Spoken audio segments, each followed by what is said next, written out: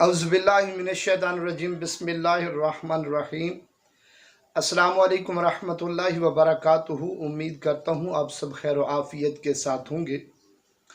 आज एक और नए वजीफ़े के साथ सैयद सदरुद्दीन हाज़िर खिदमत है। आज का वजीफ़ा मैदे की बीमारियों के हवाले से है।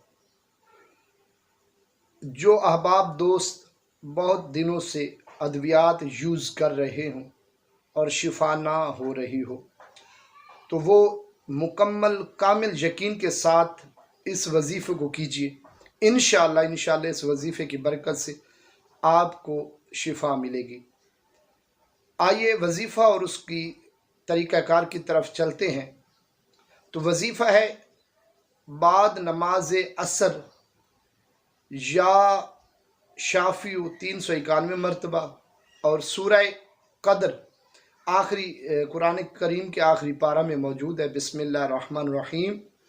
इन्ना अंज़लनाहु फ़ी लैलतिल क़द्र वमा अदराका मा लैलतुल क़द्र लैलतुल क़द्र खैरुम मिन अल्फ़ि शहर तनज़्ज़लुल मलाइकतु वर्रूहु फ़ीहा बिइज़्नि रब्बिहिम मिन कुल्लि अम्रिन सलाम हिया हत्ता मतलइल फ़ज्र। ये सूरा शरीफ आप 7 मरतबा पढ़ेंगे और ये वजीफ़ा आप जो दवाइयाँ ले रहे हों, जो मेडिसिन सिरप वग़ैरह ले रहे हों, उन पर भी पढ़कर इस्तेमाल कर सकते हैं। इंशाअल्लाह कुछ दुआ का असर, कुछ दवा का असर बहुत जल्द आपको अल्लाह शिफा कामला आजिला अता फरमाएगा। वजीफ़े से पहले और बाद में 11-11 मरतबा दुरूद शरीफ जो आपको याद हो वो आप पढ़ लें।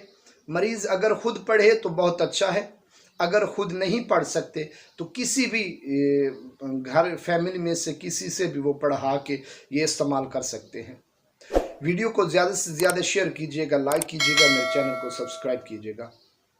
अल्लाह हाफ़िज़।